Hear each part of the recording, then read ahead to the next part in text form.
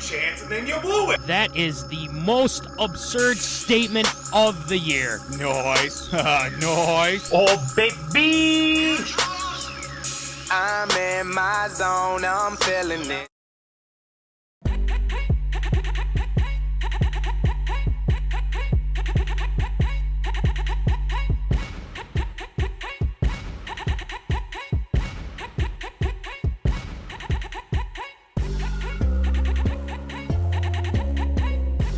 Live from Rock Solid Studios in Granite Falls, it's time for MinneZona Sports, live with DJ Matty C. and Paul the Shield Vold. And this is MinneZona Sports Live. We are back. Yes, episode 131. Episode 131 of MinneZona Sports Live. We love it. It's fantastic. And without further ado, I'm your host, DJ Matty C, a.k.a. Matt Callie, a.k.a. Callie, a.k.a. Matty C, etc., etc., etc. And all the way from Woods and Shore Studios in Aiken, Minnesota, Paul Vold, Shield. What's going on there, Shield?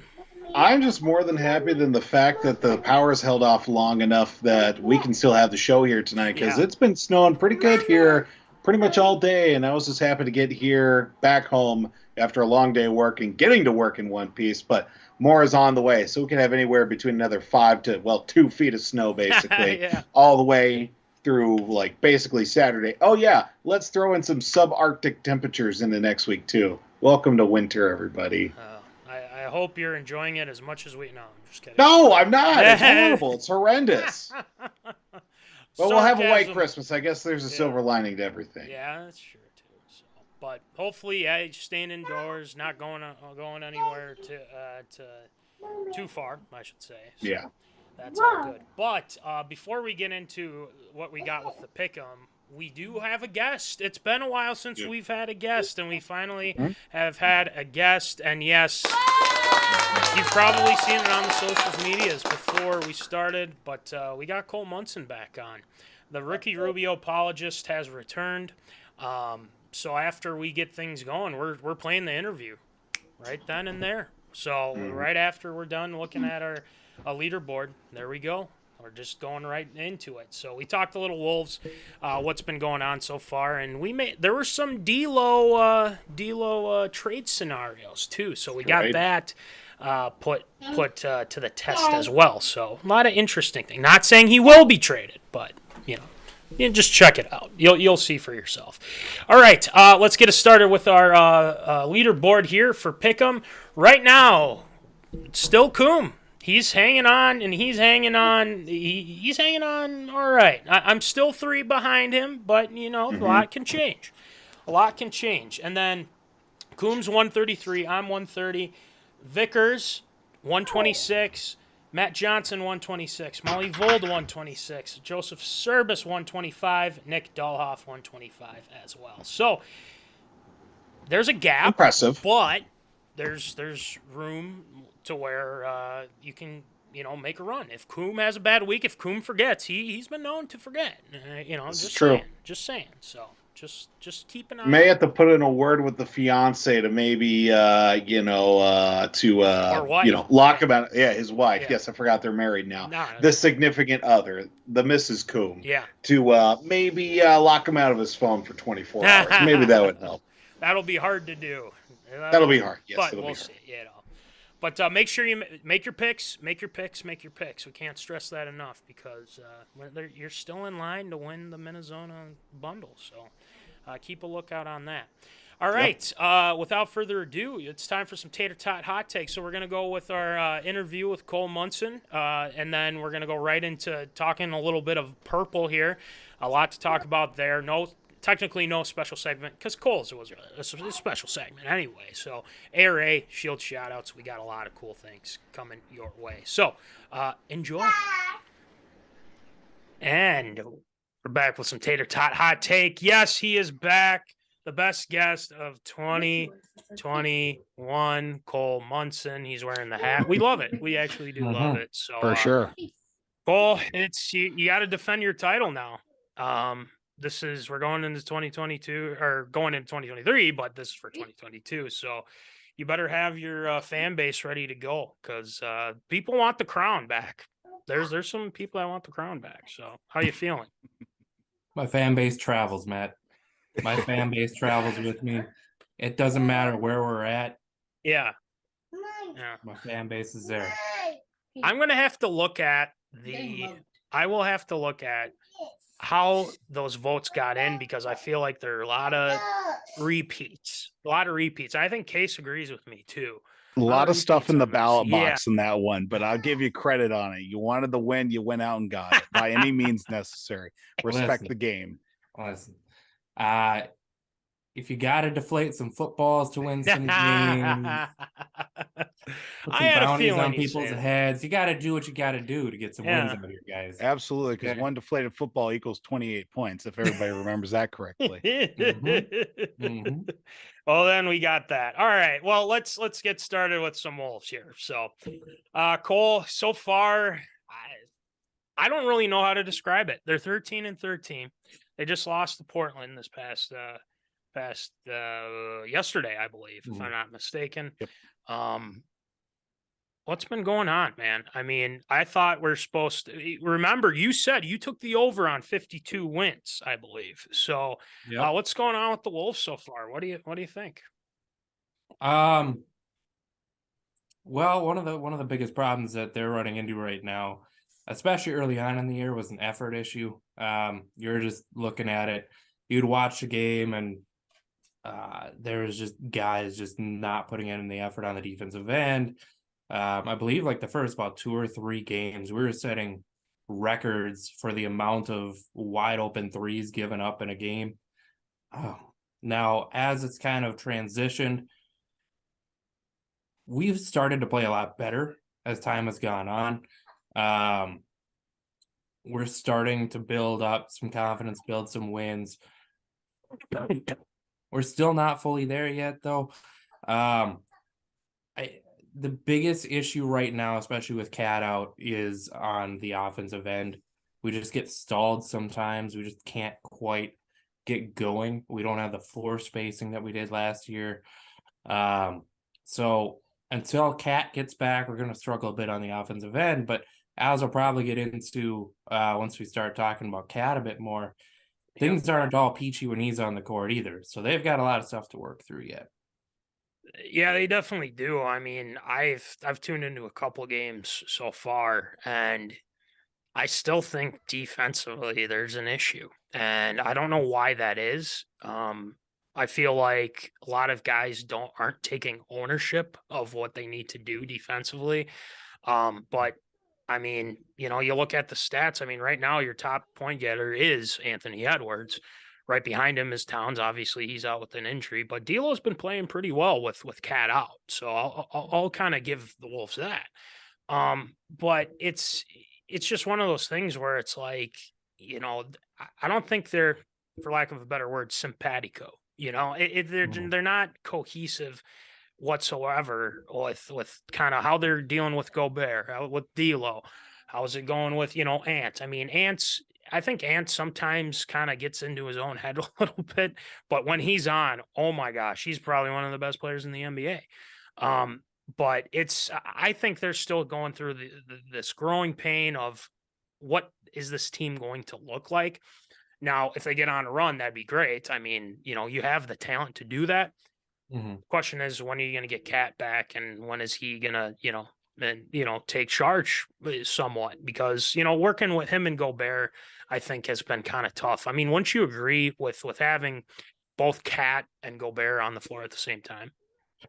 Yeah, it's certainly an adjustment, especially on the offensive end where you've got two bigs. You don't have a lot of the movement that you did last year. For as much as Rudy Gobert brings on the defensive and offensive end, Vando was a much faster and more mobile player than Rudy is. So there was a lot more versatility there. Sure. So there's definitely an adjustment period that needed to happen. Keeping that in mind, though, Mike Conley, if you remember when he first got traded to Utah, was pretty rough. It took them a long time to kind of get adjusted to playing with Rudy Gobert, to get adjusted to playing with that team in general.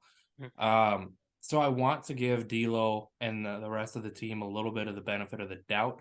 It can take a little bit of time. They've never really had a rim running center like that. D'Lo had it for 1 year playing with Jared Allen back in Brooklyn, but since then he hasn't had that. Anthony Edwards has never played with someone like that. A lot of our team really hasn't played with anyone like that because they've had Cat as the center who likes to spread the floor. Right. So with that adjustment period, I want to give them the benefit of the doubt for a bit longer here, kind of see how it transitions.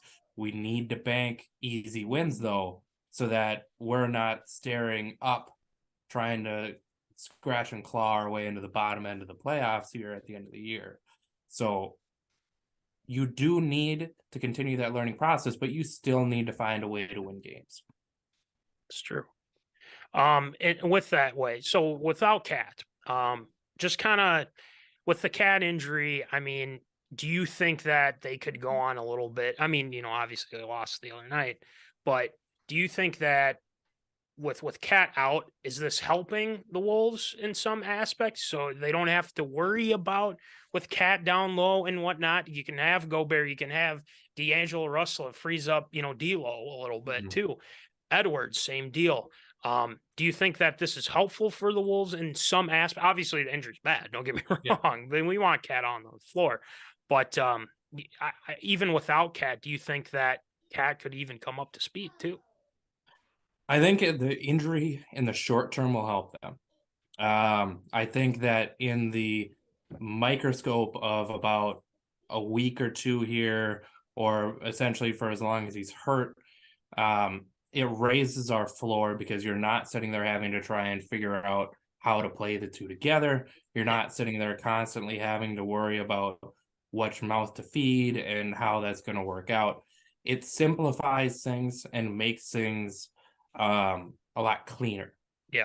That being said, you need Cat to be able to win anything significant. Yeah. You cannot not have Cat as part of this formula if you want to make any sort of run, if you want to be any sort of meaningful playoff team. By meaningful, I mean not the 9-10, 8-9-10 seed. Plan, Yeah, not in the plan portion of it. So does it raise our floor? Yes, it raises our floor. We're going to win more games in the immediate future. But if you want any chance to be able to do anything with this team, substantial, you need to have Cat as part of that formula. Yeah, I would agree with that. And I think, at some point it's all gotta mesh. And I think Finch is doing a good job so far, but I also think that he's challenging these guys to be like, hey, you got to take some ownership of some of this stuff too. So that's kind of my thoughts on that. But hopefully he gets back and he gets back healthy. Voldy, we talked about D-Lo with Callahan School of Logic. We talked about how I thought if he's just really bad and everything, don't resign him, just start over, go from there. But what it came down to is I think that they should, because who are you going to get even before the show, we're talking about this, in the meantime, who are you going to get after that? So I believe I asked you this for Callahan School of Logic, but do you agree of re-signing D'Lo at the end of the season? Then I'll pass it on to Cole here. What do you think? I know that we talked about it, obviously, a couple weeks ago with School of Logic and everything. I'm just looking at it from the perspective. I mean, you could potentially go out there and you could re-sign him, but at what cost? Is he now at the point of his career where maybe taking a pay cut for his performance over the last couple seasons warrants such a big contract? Or given the fact that he could quite possibly lure in some other markets and other teams that could use the services elsewhere, is that going to, basically say, hey, I can get a better deal here, but if I want to stay here, I can certainly take a pay cut. But if it's really going to depend on all him being able to distinguish whether or not that he is going to be able to distinguish whether or not that he wants to, take that pay cut or not here to stay with the Timberwolves. But do we resign? I think we should, honestly. Yeah. You just never know. All right. Cole, what do you think? So let me clarify this here real quick. The worst case scenario is you let him walk for nothing. You cannot let him walk for nothing. If you look at the Timberwolves cap situation, if you let him walk for nothing, we're over the cap already, and you cannot go sign someone. We do not fall underneath the salary cap. So if you let him walk, you can't use that space on anybody else. Right. So getting that option out of the way, it comes down to me to two options. Now, if I had to make a rough estimate for what that price tag is going to be, I'd say 4 years, $100 million, or about $25 million a year. That means you are going to be committing for the long-term future of a D'Lo and Ant backcourt for probably the next 4 years at least, because there's no way you let Ant walk. So are you comfortable for the next 4 years being locked in of a rotation or of a big four of D'Lo, Ant, Cat, and Rudy, with having to get minimum pieces around them because of the cost that you're going to have to pay? Right. So that being said, assuming you can't let them walk for nothing, if they decide that they don't want to re-sign him, I've got a couple other options here that I want to run past you guys. Okay, hit me. All right, so I was playing with the NBA trade machine a little bit. It's a good buddy of mine when I get bored. Okay, so let's get this out of the way first. There's not going to be a lot of teams that are going to be trading for D'Lo as a win now piece, as like a championship level. This is the last piece we need to add. $31 million is a lot of money. Those teams can't afford that. So what this is going to be likely is he's got 1 year left. We need to unload that money. And for us, we're going to be looking at it as we got another year of a point guard that we can play. So that being said, I got 4 options here. Number 1, D'Angelo Russell for Mike Conley and Rudy Gay. The key there is Utah would get out from underneath Mike Conley and Rudy Gay, which would have another year on their contracts, and then they would be able to accept on money for picks. Interesting. That doesn't sound too bad. I mean, Mike Conley's still playing at a high level. Rudy Gay's, would you say it's pretty good 6-man still? Was the best way to He put wouldn't it. be a 6-man for And us. he He'd would probably be- be eighth, yeah. ninth man. He would be coming off the bench as kind of like a Torian Prince style. Ah, gotcha. Okay, so he's not to that level anymore. I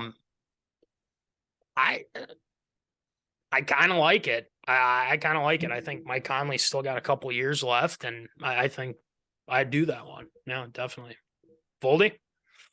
Experience would help. Having a guy like Mike Conley, obviously That's a good Rudy point. Gay too, and having that experience, especially as a 8th, 9th guy, and you run into a situation where maybe some guys aren't just performing to the level they should be, or maybe some injuries start to rack up. Obviously, having those guys coming off the bench would be big too. Nice. All right, next one. Next one, Spencer Dinwiddie and Davis Bertans for D'Angelo Russell. I wish I knew who those people were. Dinwiddie, Dinwiddie does sound familiar. no, I don't think I'd do that one. Don't think so? I wouldn't do that one. So Who do they obviously play you would for? be looking in that scenario, you would need to view Dinwiddie as an upgrade over D'Lo. And then you'd be absorbing Bertans' contract, which is at about $16 million a year for the next 3 years. So it's a rough contract to take on, but you would be getting another year of Spencer Dinwiddie, which I view as better than D'Angelo Russell, but it's kind of a up in the air type of thing, depending on if you do or not. Okay. I guess I'd say no. So yeah. All right, third one, Kyle Lowry, straight up for D'Angelo Russell. Kyle Lowry is making about $28 million and has an extra year on his contract. No. No. I wouldn't. I mean, I remember when they entertained that idea with when I think we had Jimmy Buckets. But I think now he's a little bit older, and I think he's been showing signs of regression. I wouldn't do it with Lowry. No. Baldy? Who's Lowry playing for now? Is he still with the Heat now? Yeah. A little bit of risk involved with that one. I would certainly entertain the idea. I don't know if I pull the trigger on that. It would be much like the Mike Conley deal, and the fact that you'd be getting a veteran presence in there. With Kyle Lowry having won a championship with Toronto and playing on a lot of these high leverage situations, it'd be a veteran presence to bring in. I gotcha. All right. So I got 2 more for you here. These ones are a bit more risky. Okay. D'Angelo Russell for Lonzo Ball and Kobe White. Lonzo, you really? Yep. Oh. All right, who's eating whose contract on this out one? Here for you. In this scenario, you'd be trading D'Angelo Russell. You'd be getting back Lonzo Ball, who is better, undeniably, than D'Angelo Russell right now. But the guy can't stay healthy. True. So you'd be rolling the dice on the fact that you think that you can get him healthy long term, and that you can get him to consistently. Guess who else? Yeah, strolls in with that too. So yeah. And then you'd also be getting Kobe White as part of the deal to fill some of that gap. He's nothing special, but he's another guard that could play for you for the remainder of this year. So Lonzo and LeVar. And LeVar, yep. And LeVar, baby.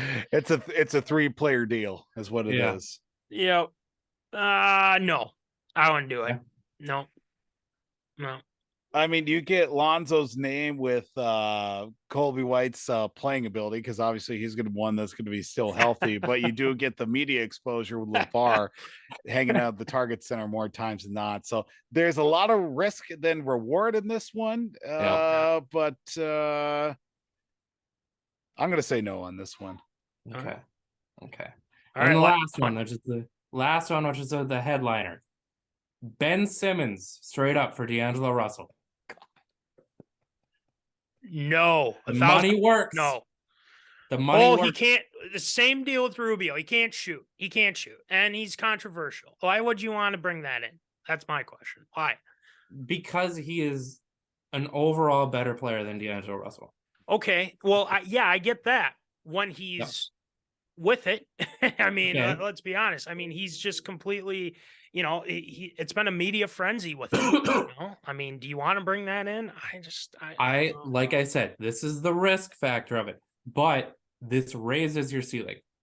Okay. With Ben Simmons, if you can find a way to make it work, it raises your ceiling to a championship level team. But the problem is, you are right.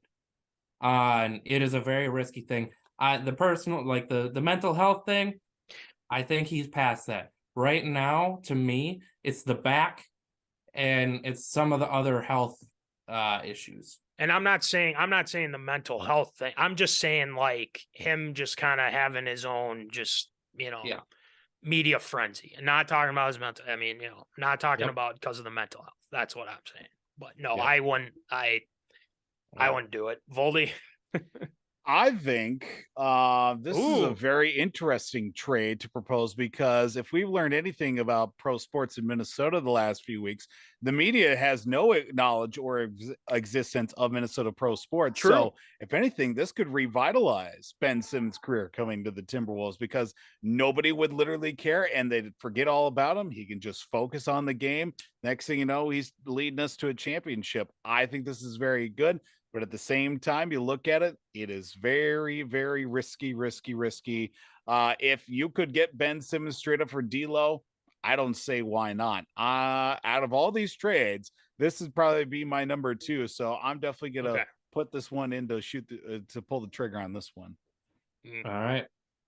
Well, there we go. All right. Now, ending this, I laid out these 5 trades. If all 5 of these trades are on the table, are you re-signing D'Lo for that 4 years, $25 million a year, or are you taking one of these trades? I'll take one of the trade with Conley and Rudy Gay. Yeah, I think the others not.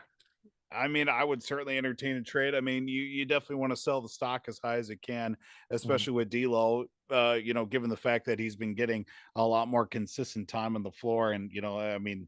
We know that he's not going to be a very, obviously win now trade piece or anything, but certainly something to worth invest in. Obviously going into a contract year with what you said, 1 year left on his current contract right now. Yeah. So it's going to expire at the end of the year.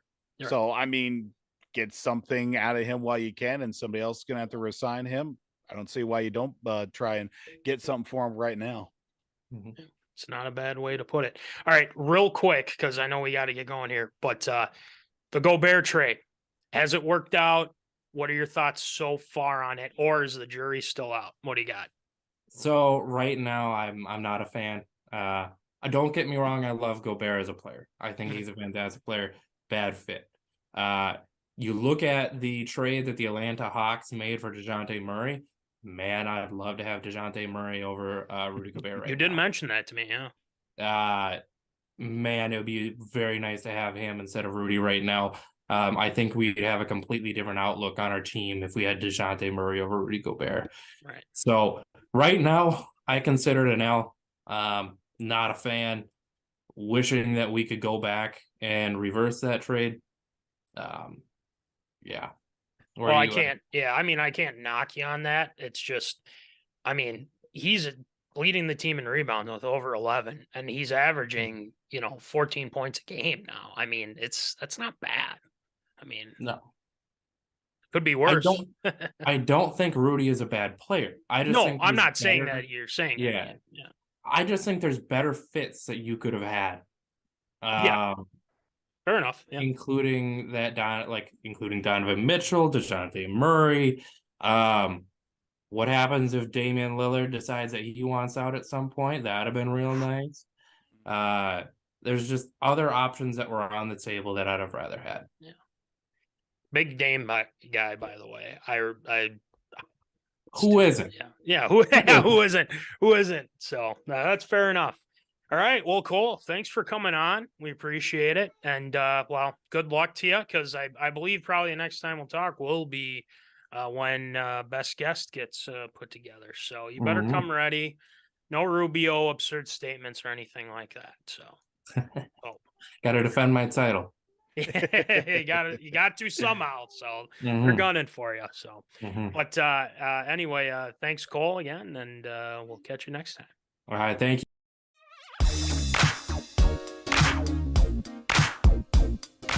Fresh out of the oven, it's Tater Tot Hot Take.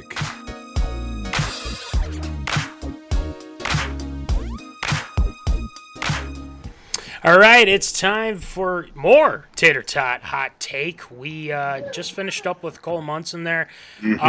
Just to kind of sum it up, I mean, there was very, very rare with Rubio talk, so that was nice. And whatnot. But a lot we agreed on, and I think that trade, definitely the Conley, Rudy Gay trade, and it seems like you're in on the Ben Simmons deal too. So, I mean, whatever works, I guess, right? Yeah, I mean, I don't have any quarrels about it other than the fact I think that, Ben Simmons needs to get to a place where it's, media scrutiny is not at a very high level. Why not come to Minnesota where national media attention is next to nothing? So why not throw it out there? Yep, why not? Well, we'll see. You never know. A lot of season left. So we will be talking with Munson again soon. So thank you, Cole. We appreciate it, and more fun to be had with the Wolves coming up here. But moving into somewhat of a kind of a bummer type of topic and whatnot. Yeah. But to be honest, I'm really not. I'm not really bummed per se. I'm more disappointed in one area of our Minnesota Vikings after they lost to the Detroit Lions 34-23. There's a lot to be said. There's some issues that I think we should address. Obviously, the number one I think is the defense. You have to bring that up. We can't just sit back and think, well, they're getting a lot of turnovers, they're doing this, but they're letting up all the yards. They're letting teams back in it. Oh, the point differential, but still they're 10-3. We knew this was going to be a tough game, and that's the simple way to put it. Jared Goff was lights out. Made the Vikings defense look like the 2013 Minnesota Vikings defense, historically bad before they brought Zim in and whatnot. Detroit wins 5 of 6. The Vikings can't win the North right there. Voldy. Just kind of give me your thoughts. Besides, outside of the defense, what does kind of concern you a little bit with the team besides the defense? I just think the fact that the Vikings have been two areas of main concern. They get off to a good start, and then they finish. They have to play from behind. It feels like they've had to play from behind for a lot of these games. Obviously, they're undefeated in one-score games, and 9-0 in one-score games and everything. But they get off to such a good start. If they score in the opening drive, that's great. But then sustaining that throughout the whole game has been another huge area of concern because of the fact that they haven't been able to do that. Running-wise, he really started to see Dalvin Cook really get his legs going as well, but he only got 23 yards on 15 carries. The run game has been, obviously he's had some spurts of, good runs, the Buffalo game, and then obviously getting his touches here and there. But, especially when it's become a one piece of, one dynamic offense with it being more passing as of late. Obviously, Justin Jefferson, 223 yards on 11 catches, and tried to make a run late in the second half, but just wasn't enough. The Vikings couldn't get a stop defensively when they needed to. That's been another huge part, but I mean, these Lions aren't the same old Lions that when they get down, they just kind of lay down and take it from there. They've been battling back, like you said, 1 of 5 of 6 as well. They're a contender. If they don't find themselves in a playoff spot, they're certainly in the running here in the next couple of years. But literally, for the Vikings, it's literally win and you're in. But right now, they're not doing themselves a lot of favors here with the stretch that they've played as of late, and they definitely need to get something going here. Of course, with Indianapolis Lions coming to town here this Saturday. Yeah, and we're going to talk about Indianapolis here in a second because I do want to get to that because there's some things I want to address there. But let's address the elephant in the room. As I see Ryan Reeves going to the box here, little fighting going on. It's chippy. He wild up 1-0 in the second period. So, but anyway, back to what we were talking about. I would say with the defense, there are a couple things. One, I was going to give Donatel the benefit of the doubt for the first half of the game or first half of our games here. Granted, there have been some positive things. For one, we've been able to get turnovers, and that's the big thing with this team is that they're able to force turnovers, and that's great. But I think that with what they have personnel-wise, there are a lot of guys that have never played in a 3-4 before. Daniil Hunter, Eric Kendricks, Harrison Smith. I mean, this is a whole different deal. And yes, Harrison was out against the Lions and whatnot, but they have to show that they're able to at least, bend but don't break, hold them to field goals, things like that. Mm-hmm. But I think kind of the floodgates open big. And you looked at the stats. I mean, teams are getting 400 yards on us the past 5-6 games, or whatever it is. And you'll see the Jamison Williams touchdown. I mean, miscommunications, as well as, stopping the run, I feel like, has kind of been a bugaboo, too, is they're not able to stop the run. We didn't force any turnovers. Goff was 27 of 39, 330 yards. There you go. So a lot of that is coaching and bad tackling too. For one, that's fundamentals. Yeah. I mean, that's honestly fundamentals, and you should have that. And that comes down to coaching. I'm sorry, but I'm starting to be out on Ed Donatel. The only way that I can be brought back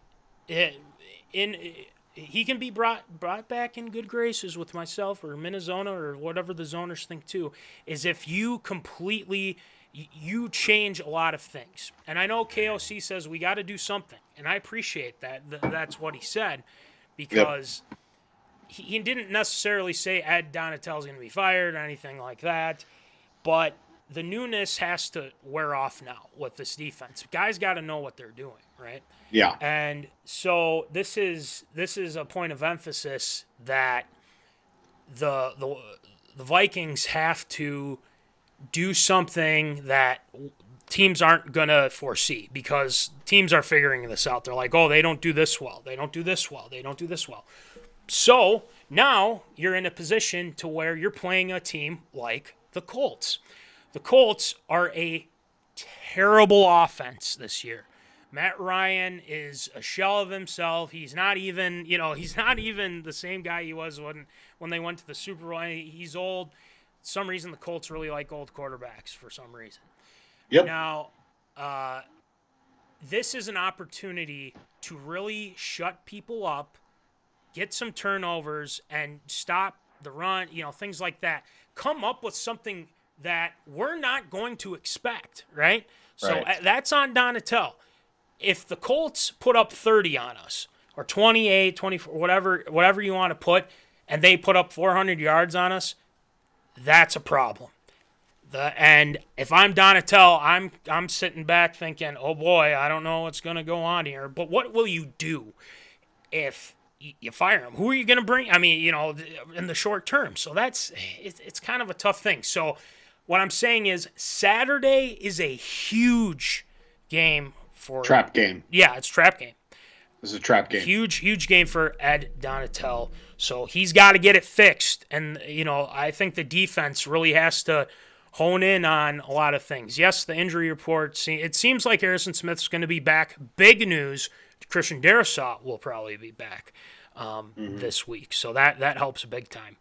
The other weakness I want to bring up real quick, offensive line.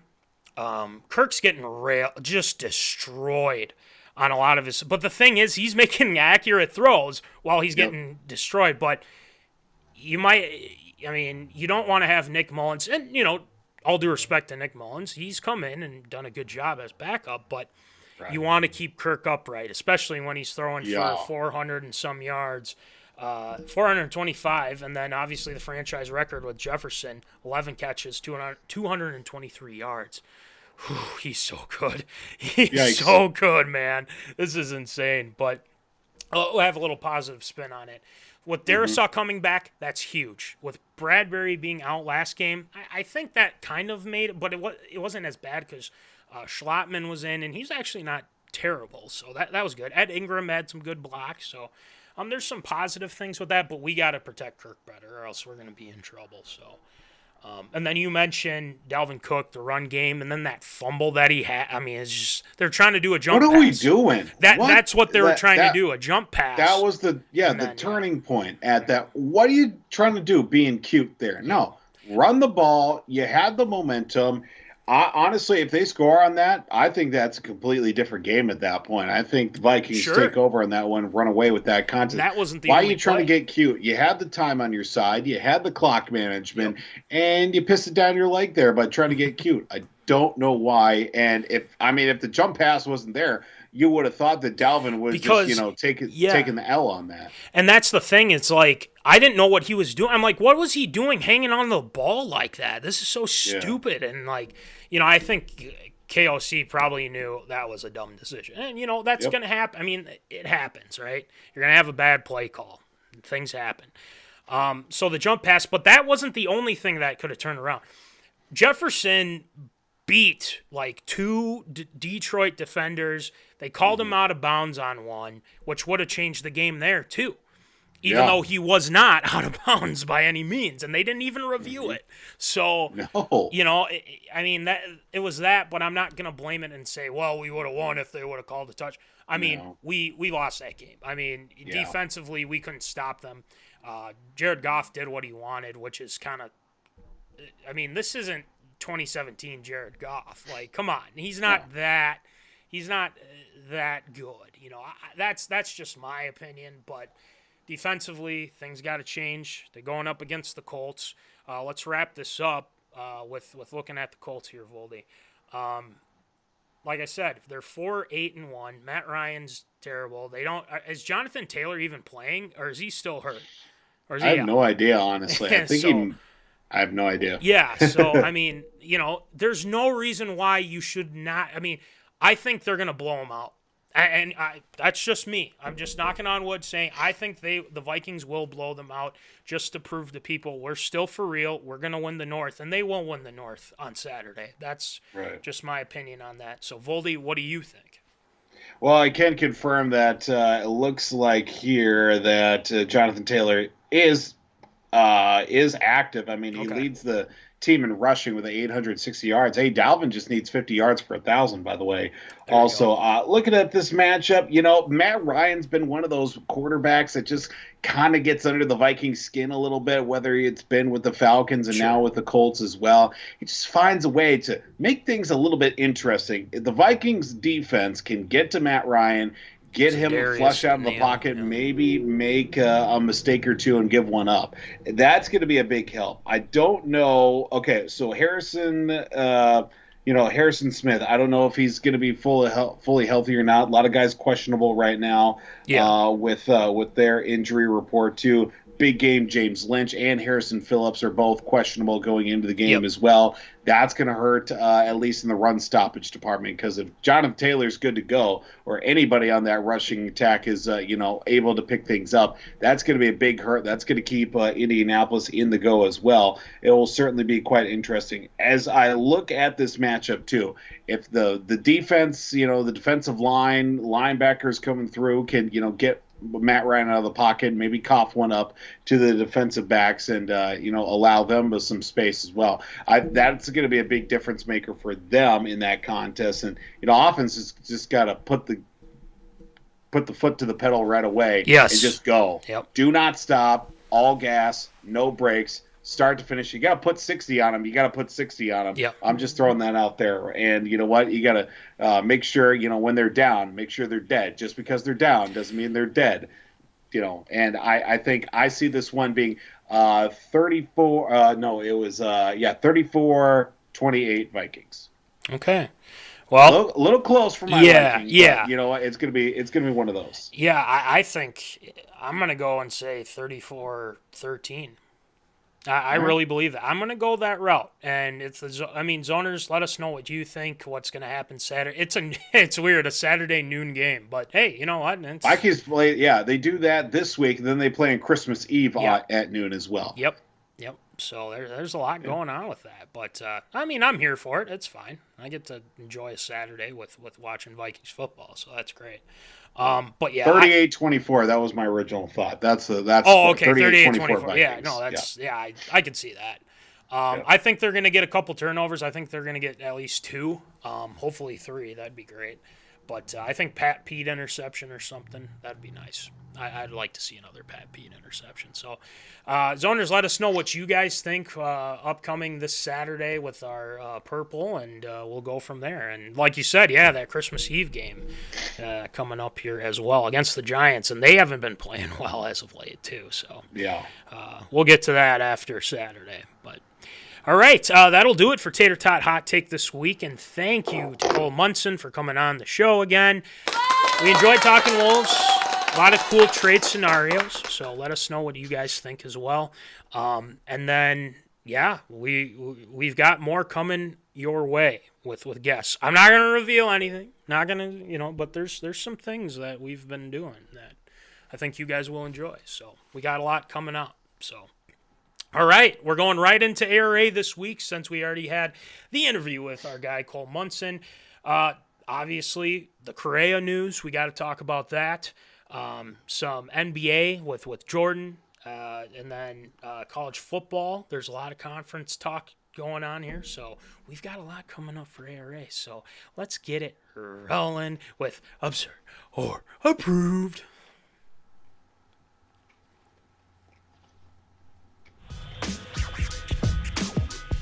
It's time for everyone's favorite segment, Absurd or Approved.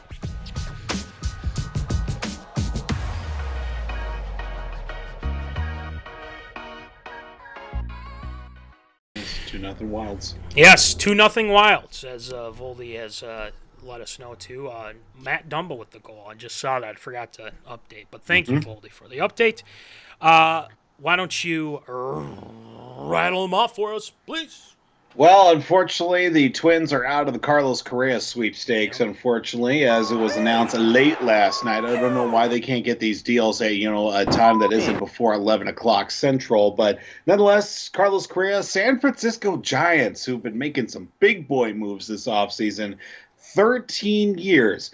$350 million, a record-long deal, richest ever for the position at shortstop. Wow. And the NL West is where the big boys play, apparently, as Carloscorrea taking his talents out to the Bay Area, joining the San Francisco Giants for that contract that now will put him at the age of 41 by the time that contract ends up well south of that.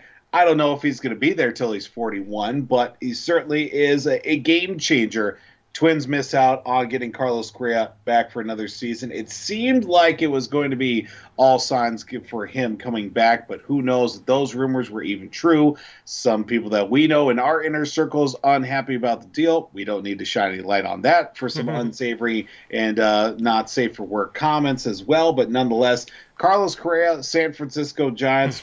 What's next for the Twins here? What's the next move here for the Twins? Well, Voldy, I can't scream it loud enough. I mean, I'm not going to because this is, but I'm just gonna say it. Pitching.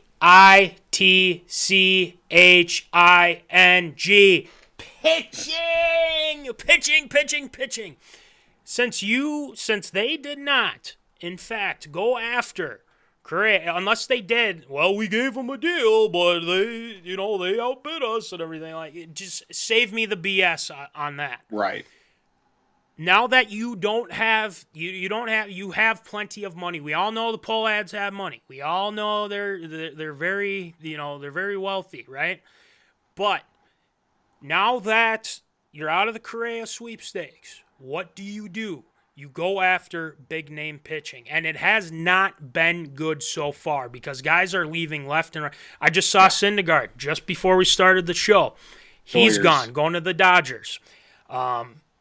There's just not a lot of guys that you can trade for or go out and get in free agency. I haven't heard any big names or anything like that with linking to the Minnesota Twins. Yeah. So it is kind of a bummer because you had fans excited. Yes, he did some good things, but he had some injuries too. So let's not forget that. Well, you're kind of going all in with the Royce Lewis thing and whatnot, which is fine. I do like Royce Lewis. I think he's going to be a good player. Hopefully he stays healthy because health for the Twins has not been good because, with every injury, it's like, oh my gosh. But we all know what the issue is. And yes, we have hopefully get some guys coming back. Sonny Gray wasn't too bad, so I like what we did there. Ryan, obviously – let's try to hold on to him, but you just need that one guy, man. You need that one guy. You need a freaking closer, too. Good Lord, that's been, bad as well. But the Twins were never going to give him that many years, that much money, because we all know what it is with this Minnesota Twins organization. So it doesn't surprise me. It is a bummer, I will say. It's a bummer that they couldn't get Correa back because I think he talked up the Twins like, hey, I want to stay here, but you got to pay up and things like that. He challenged the organization, aka the P.O.Ds, and what did the P.O.Ds do when they heard that? They're like, oh, we can't do that. No, oh God, no, we can't do that. No. So that's what happened, but. If I'm the Twins, this isn't I didn't think it was like a make or break situation, but we'll see if they've really missed out on him. If he wins a couple World Series with San Fran there, that's just Twins in general. That's just how it is. But yeah, that's my thoughts on it. Voldy, what do you got? Yeah, he's not a name I want to add to the list of former Minnesota pro athletes winning a title elsewhere. But again, it wouldn't surprise me. But it's not an even year. Giants don't win on odd years. They only win on even years as well. But look, this one sucks. This one's a real gut punch, just because the fact he didn't have an overly all bad year. It wasn't, the ungodly numbers that he's put up in the past, but he hit 291, 22 home runs, 64 driven in, 136 games. He plays, if he plays 150, around 150 games, those numbers beef up a little bit. Maybe gets to 30. Maybe he gets to, maybe 75 RBIs or something. So not terrible numbers he had this year. It's an adjustment period when they come into a new team and new, obviously it's a lot of the same pitchers you're going to be facing too, because he stayed in the American League. Now it's just seeing different teams on a more regular basis than you saw in your time with the Astros. But yeah, this one was a little bit of a gut punch. Defense wasn't as great as it has been in the past, but not bad. You know what? He found a way and he got his money with that being said too. Now the next move for the Twins too, Dansby Swanson is still out there, from Atlanta, a defensive shortstop, and obviously can swing it too. World Series winning shortstop too, so it's not like he's no slouch as well. Is he Carlos Correa? No. But he can certainly do some things on the field in the batter's box too. It's just, there's not a lot of names left, and of those names, they're still looking fairly high on the price tag as well for the Twins. So the next move for them, first off, they need to, sit down in the corner for a little bit, maybe cry this one out a little bit, just because of the fact that they missed out on getting Carlos Correa. It hurts a little bit that they didn't get him. But is it a make-or-break situation? No. Royce Lewis is coming back. Is he going to stay healthy? That's the thing. Now coming off ACL surgery again, that's going to be a tough one. They did get Buck Farmer, and getting him in for a trade as well. you do have some options available, with the likes of, Polanco, and then you've got Luisa Rice, who can play a little shortstop, but do you want to keep them there for a full season? Probably not. There's a few options still on the table. It's still yet to be said. Twins just need to go out and, find a guy that they can put out there for, maybe not 162 games, but hey, that would be great. But at least put him out there 130, 140 games and, mix in a few off days, counting for some injury. You hope not, but, it hurts that they couldn't get Carloscorrea back again.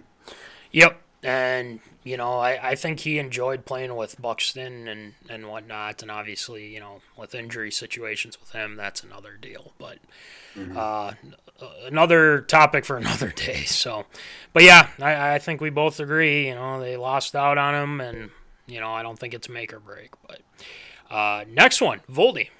Well, speaking of shortstops, big contracts, the NL West, just down the road from San Francisco. Well, quite a ways down the road, but San Diego decided to go and get a guy, apparently, that people a couple years ago saying was washed up. Xander Bogaerts, former Red Sox legend, 3-time World Series champion as well. Well, he is a rich man. 11 years, $280 million for a guy that a couple seasons ago couldn't stay healthy and couldn't get much love in the city of Boston as well. 30 years old, but yet still good enough to get an 11-year, $280 million contract to now a fully, completely stacked lineup for the San Diego Padres, where maybe they thought they had their shortstop of the future in a little Fernando Tatis Jr., but, well, he gets hurt, and now it's an interesting situation for the likes of the San Diego Padres as, well, now it's throwing out. Does Tatis go to the outfield? Do you put him at DH? Does Xander Bogaerts maybe see a little bit more time at DH and or mix a position as well? Well, he already dispelled that rumor that Xander Bogaerts has said, I play infield,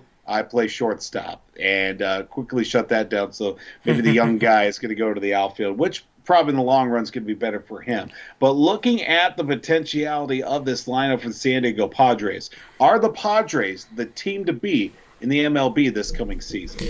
I'm going to say yes. I believe so. Tatis is coming back from his suspension with that's right. Testing positive, performance-enhancing drug. We all know what that is. Manny Machado, Juan Soto, I can't remember that. And now with Bogaerts. And, that's surprising to me that people were thinking that he was washed, because every time I've seeing an update with the Red Sox, he's hitting the ball, cover off the ball, I feel like. But I guess maybe these past couple of years he hasn't. But it seems like they're just loading up, and they got Soto this past year, if I'm not mistaken. Yeah, they got him. Yeah, the trade deadline. At the deadline, before, that's right. For the for the stretch run. Right. So if those guys can stay healthy, and we all know that, and whatnot, they stay. If they work as a team and not kind of take the limelight or anything like that. But I believe they're the team to beat. They've got a pretty good pitching staff. Take notes, Twins. And where are they going to put all these guys? Machado, where are they going to put Bogaerts? Where are they going to put Tatis? Maybe they put him in the outfield, you mentioned. That's going to be just kind of the big question. Now, when they take on like Los Angeles, you take on San Fran, teams like that, I think that might be a struggle, but I feel like they have a lot of firepower to match what they have. So I'd say it's got my stamp of approval. They're definitely the team to beat right now, and I don't see that changing. So, Voldy, what do you think? It's hard to not look at this team on paper, and especially what they did this past season, where they eliminated the 101-win New York Mets in the wild card. Then they took down the Dodgers, who had 111 wins in the division series, ultimately losing to the Phillies in the NLC. As this team was a couple of plays away and a couple of bad bounces from them making the World Series, with a team that was completely stacked top to bottom. I mean, we've thrown out the big names with Machado, and And then obviously they had Ha-Sung Kim playing over at short with the injury to Tatis. Jake Cronenworth, who will probably be shifting over from second base to first base. I mean, this team had so many good players that Will Myers, who was an all-star his first 4 or 5 years in the league with Tampa Bay, has been basically a cast-off and has had to move and play about 4 or 5 different positions just to get on the field. This guy was a cornerstone for San Diego 4 or 5 years ago, and now he's just like, oh yeah, Will Myers, he's still in the league. I loved Will Myers when he first came up in the league too, but now you throw in Xander Bogaerts, a guy who has solidified his piece, his place in Major League Baseball too. Last couple years, a few people were saying obviously that he was washed. There's some injuries that go along with it. Had some injuries with the shoulder. Had some lower leg issues as well with him playing a shortstop. But even the inconsistency, had some hand trouble as well that kind of affected the average and the numbers as well. But this season was definitely a bounce back year. And well, that pays dividends now with 11 years, $280 million in his his bank account too.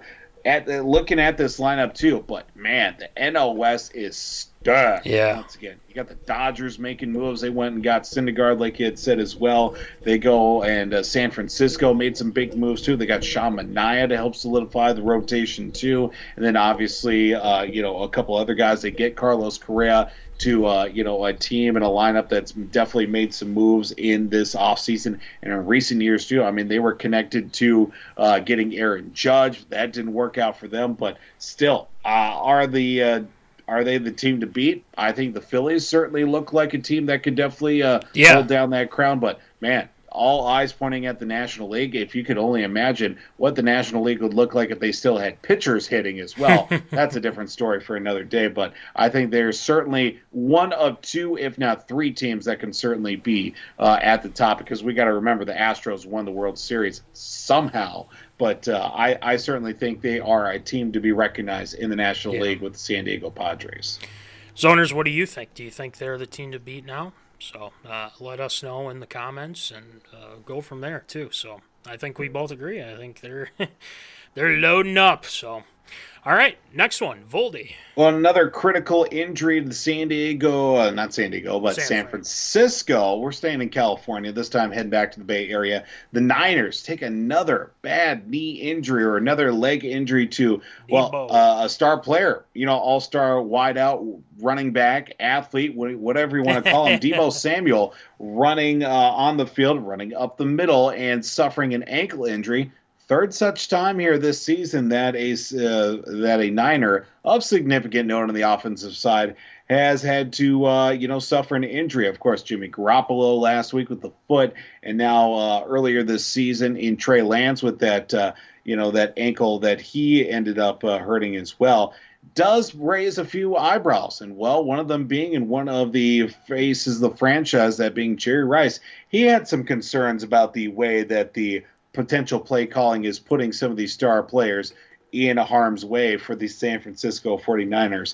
He basically straight up and tweeted, "Please stop running our skill players up the middle." At Trey Lance, at Jimmy Polo 10, at 19 Problems with a Z, all hurt, as he posted on Instagram following the Niners' 35-17 win over the Tampa Bay Buccaneers. Certainly quite interesting, given the fact that one of the greatest of all time, that being Jerry Rice, basically is calling out his Niners as well for these, injuries that have happened under the Niners' watch. Is it absurd or approved, Jerry Rice's comments to the 49ers staff following Deebo's injury? Well, this is he's not wrong, and that's why it's got my stamp of approval. Do you remember last year when the Niners were trying to rush him back against Green Bay? Because he was hurt then, and they didn't know if he was going to go. Now, now he gets hurt again. So this is, he's got a point, and he's not wrong on this, because Deebo hurt. Garoppolo's probably not going to play the rest of the season, even though they're holding out hope. Trey Lance, obviously, with that deal, they're taking hits, a lot of hits. And with Debo being, he is a, wide receiver / running back, whatever you want to call it, athlete back, whatever. They run it up the middle with him, and, he's hard to take down. We get that, but he's taken a beating. And it's great because you guys are playing well and whatnot, but you got to at least, know, like, hey, we got to stop doing that to him because we're going to struggle if we can't keep him upright and healthy. As for everyone else, I feel like Jimmy G, I think the Jimmy G stuff, he has some injury-prone stuff going on too. Trey Lance, unfortunately, with his injury, there's a lot of injuries there. I mean, credit to Brock Purdy. I mean, he played really well against Tom Brady and the Bucs. So, I mean, there's a lot that to like about, the Niners. But if you're Kyle Shanahan right now, you gotta watch it with running him up the middle because he's starting to feel the effects. And you paid him all that money, and he wasn't happy that you guys gave it to. But now you're in this tough position to where he's running the ball up the middle way too much. So it's got my stamp of approval. I agree with Jerry Rice. So Voldy, what do you think? Yeah, I think the Niners aren't doing themselves a lot of favors with all their top players starting to get hurt. It's only a matter of time now. I mean, knock on wood here of Christian McCaffrey maybe taking a few licks too, but they still have enough players to make plays. George Kittle's been quiet the last couple of weeks offensively. Brandon Ayuki's been a nice fixture in the offense this season for them, but the fact that they're able to put up a 35-7 win against the Tampa Bay Buccaneers and Tom Brady, certainly quite something to take note, especially when you're on your third quarterback this season. This guy was just drafted this past year with the final pick of the draft, Mr. Irrelevant. Apparently people don't like that term anymore, even though it's hilarious when you are the last pick of the NFL draft each and every year. Yeah. You should be wearing that with a badge of pride, if anything. But I see this situation, obviously you want your players to be invested in. Some of the best players of all times being invested in your team. I think it's almost a form of flattery at the same point, the fact that they are paying attention and Jerry Rice stating his feelings. You'd wish there'd be a little bit more, back and forth, maybe off social media in that regard too. But, I think it's a situation where you want to win, and sometimes you got to run up the middle with that. And, with Debo, hopefully it's a situation where it's not too serious to keep him out for an extended period of time. But the Niners are in a situation to where they are on the plus side of looking at a playoff spot too. But, obviously they're going to need him for the stretch run. And if they can get him back sooner than later, that's only going to help them in the grand scheme of everything. Yeah. My question is how long? I mean, the Bucs, I just feel like are just really just out of sorts and whatnot. And I'm not saying to discredit that win for the 49ers, but right. I mean, that's great that Purdy played well, but you're going to start getting in playing some good teams now. I mean, Seattle, I think he'll be fine against them, but I think after that, once you get to the playoffs, I mean, and there's no Debo, I don't know how that's going to work. Especially, I mean, you have McCaffrey too, so I think they should be all right. You have a good defense, so we'll see. I don't know. All right, next one, Voldy. Well, we go to the college football ranks where, realignment is the name of the game, apparently. You've got USC, UCLA set to join the Big Ten. You've got Big 12 teams set to join the SEC in the near future. The Big 12 may no longer exist in a couple of years, but let's talk about FCS teams jumping to the FBS for only football concerns, as it is indicating that 10 schools from the ASUN and the Western Athletic Conference, or at one time one of the best conferences in college football, the WAC, are looking to create a football-only league that will help some of these FCS teams make the jump to the FBS. And the league would consist of Stephen F. Austin, Utah Tech, Eastern Kentucky, Austin, PA, along with Abilene Christian, Southern Utah, Tarleton State, Eastern Kentucky once again, apparently, along with Central Arkansas and North Alabama. Now, some of those are FCS schools. Yeah. Utah Rio Grande Valley is also slated to join the group,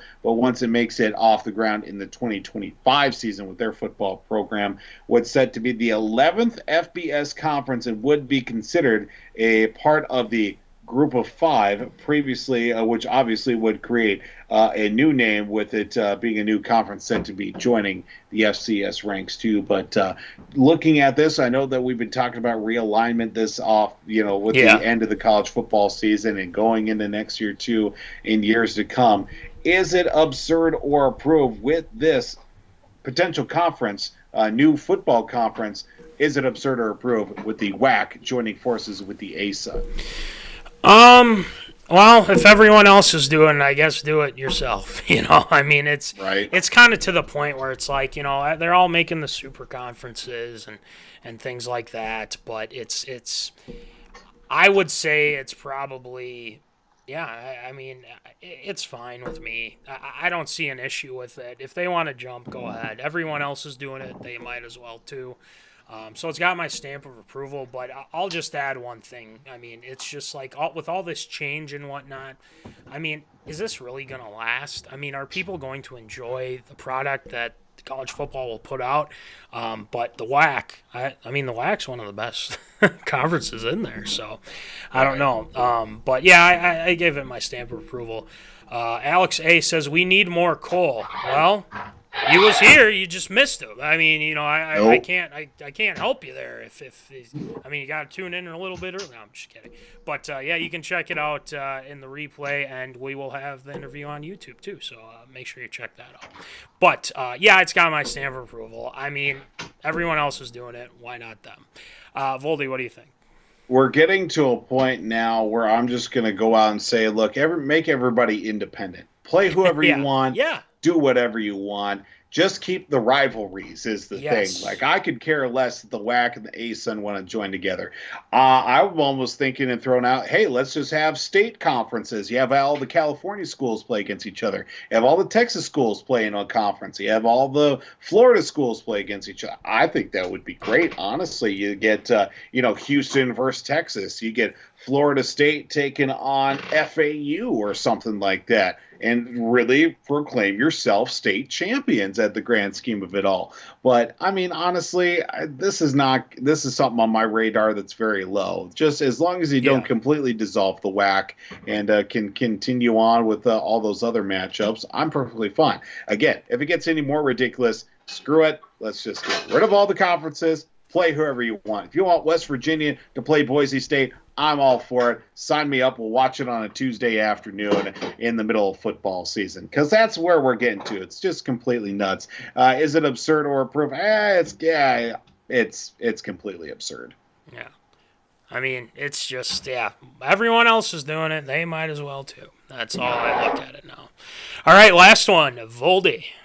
Well, in an attempt for the NBA to try to be cool, hip, and up to date with everything that they've got going on in their shell shock of a league, if you want to throw it all together, the NBA is going by renaming its annual regular season MVP award after the legendary Michael Jordan. That's right. The MVP award will now be known as the Jordan Award, who topped, obviously, the ranking of the NBA's 75th anniversary team. The league unveiled the new design Michael Jordan Trophy earlier this week, and also reimagined 5 other trophies for league pioneers that will now be represented to the NBA's end of season performance winners.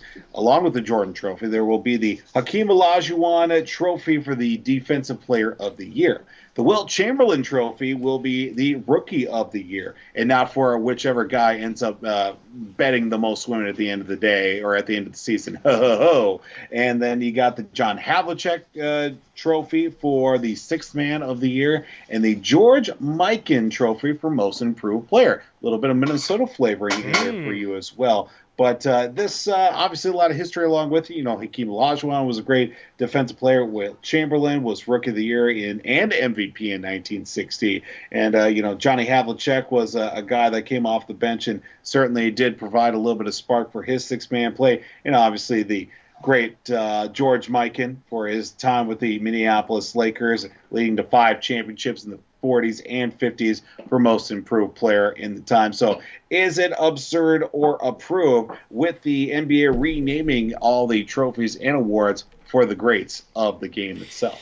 I'm kind of surprised they haven't done it sooner, because Right? I feel like with Michael Jordan, I mean, that's I mean, that's it. That's all you need with that. I like the Olajuwon stuff with the defensively. Wilt Chamberlain, 100 points. That's all I got to say with that. Feat that will never be topped. Exactly. So it's got my stamp of approval. It seems like Adam Silver just kind of gets what the people want. And, that's why a lot of people like him. And I think that renaming the awards after Jordan, I think with MVP makes sense. You would kind of think finals, but to me, it's it's hard to replace that because I think it's Bill Russell. No, it's someone, I can't remember who it was. It might be Russell. I know that the All-Star MVP is now the Kobe Bryant. Yes. I'm fairly confident in that one, yeah. Yeah, so, it's got my stamp of approval. I like it. So, Voldy, what do you think? Yeah, again, this is a surprise that it's taken this long for it to happen, too. And when I think of Wilt Chamberlain, I think of watching all those old videos of him playing. Dude was a freak. Yeah, just out there, all long-legged, long arms, just straight up dunking on white dudes back in the 50s, man. It's crazy. How was that even a human being in the first place? Dude was an alien, to say the least. Yeah. But, yeah, the Michael Jordan MVP, no-brainer on that one. Hakeem Olajuwon, no-brainer on that one. Wilt the Stilt, yeah, that works. Johnny Havlicek, obviously, is a good one, too. George Mikan, any way that we can get a Minneapolis Lakers reference on a regular basis, I'm all for it, too. Dynasty. But, yeah, again, this is something that is been a work in progress, apparently, for it to all happen to come together. But it's got my stamp of approval. Yeah. Well, I'm looking forward to who gets it and having that name on there. And I'm sure MJ's on there, Olajuwon, Wilt, and all those guys. So, not bad. Great job with ARA this week, Voldy, as per usual. And we got Shield shoutouts, and we do. We got one that we want to address because we appreciated him talking to us and wants to talk to us. So we're gonna set something up, but I don't want to reveal too much because I want Voldy to do it for us. So let's get it going with some Shield shoutouts.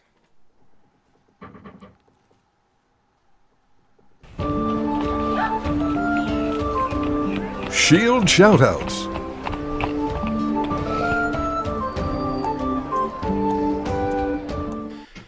All right, Shield, who ya shouting out tonight? Well, we do have to give a big Shield shout-out to a guy we talked about last week with, of course, Where Are They Now? That being former Gophers legend, the NCAA's all-time return king, Crown 'em. That's right, Troy Stoudemire, former Viking as well. For reaching out to us, we tweeted at him to say, that we're going to be talking about him on the show. Of course, he chimed in, gave us a little bit of insight with his time with the Vikings. But we want the full report. We want the full breakdown. Troy, hit us up on the socials medias. We want to set something up. We got to talk about your time with the Gophers. We got to talk about your time with the Vikings as well. Your time afterwards, playing in Canada, winning a Grey Cup too. We got to set up a time to chat as well because we got to get the full details. Pre, post Gophers, your whole football career. We want to do it. Let's set something up and make it happen. So we got to give a Shield shout out to Troy Stoudemire. Just a player I thought of just randomly that I remember watching. It was electric with the Gophers. I could see it, the number 11 jersey, taking one to the house a couple of times in his career with the Gophers too. So big Shield shout out to Troy Stoudemire. Got to give a Shield shout-out to the great Alexander Ovechkin, scoring his 800th career goal in true Ovi fashion with a hat-trick last night against Chicago, becoming just the third player all-time to reach the 800-goal mark. Just on the back end, and he can sniff it, that the all-time goals record by the NHL. Alexander Ovechkin still putting up points in his advanced age and still can, find the back of the net as well. So shout out to Ovi for the career mark and continuing to put up big numbers with the Washington Capitals. And sadly, we got to finish off Shield shout outs this week. A little bit of a somber note as well. Rest in peace to a college football and human highlight reel with post-game, pre-game, in-game sound bites. Legendary Mike Leach. Of course, he coached at Texas Tech. He coached at Washington State. He coached at Mississippi State. led his team in his 21 seasons coaching, 19 bowl appearances, and of course the cornerstone and the man that practically invented and if not perfected the air raid offense in his time with Cliff Kingsbury, Graham Harrell, Luke Folk as well, and taking his talents to the SEC and coaching at Mississippi State as well with the Bulldogs. A guy that will surely be missed on the field, but obviously a lot of people know him for his off-the-field antics. Maybe not so much unsavory, but definitely certainly caught your eye from time to time. It's just for sure. Wait, did he really just say that? But nonetheless, Mike Leach, a true legend of the game, if not one of the best coaches in college football history. Certainly ranks high on a few people's lists as well. Sadly, he will be missed, and rest in peace. That's going to do it for Shield Shoutouts this week.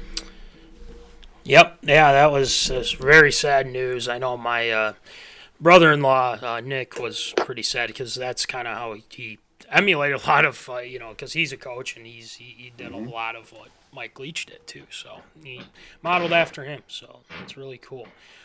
Troy, our guy, we'll get you on. Hit us up, man. Let's go. Let's do it. I'm stoked. We'll be talking to you soon here. So we'll set something up. We're looking forward to chatting with you. So, as per usual, and then Ovi, yeah, great for Ovi, man.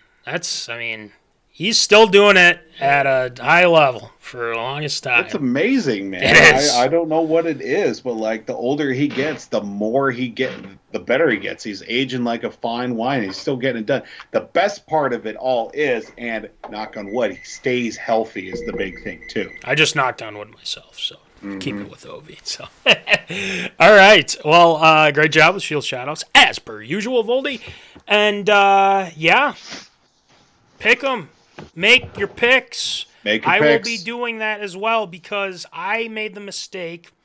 I forgot to put in my Thursday. I will admit. Yeah. I will admit. So you can boo me all you want. Yep. That's fine. But just make your picks. That's all we need. That's all we want. So, but we also have merch if you guys would like. We have shirts, $20, $5 shipping. As well as hats, $20, $5 shipping as well. They're looking pretty nice. You saw it on Munson's head. You might as well check it out, what we got there, as Voldy's holding it right there.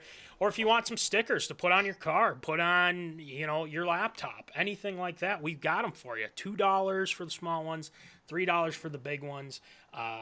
They're awesome. And thank you to National Fleet Graphic, Crown Rental, Tyler Knutson, for the stickers, and make sure you check out W2 Performance. Will Rattel, www.w2performance.com. Make sure you check out all of his stuff. Make sure you check out Jack O'Keefe, Jack's Junkyard, and then Breaking Into the League with Sam Gabrielli, Ryan Martin, available on Spotify and Apple Podcasts, and the victorious P.O.D. with Ryan Walters and Jack Vickers. They're doing a great job as well.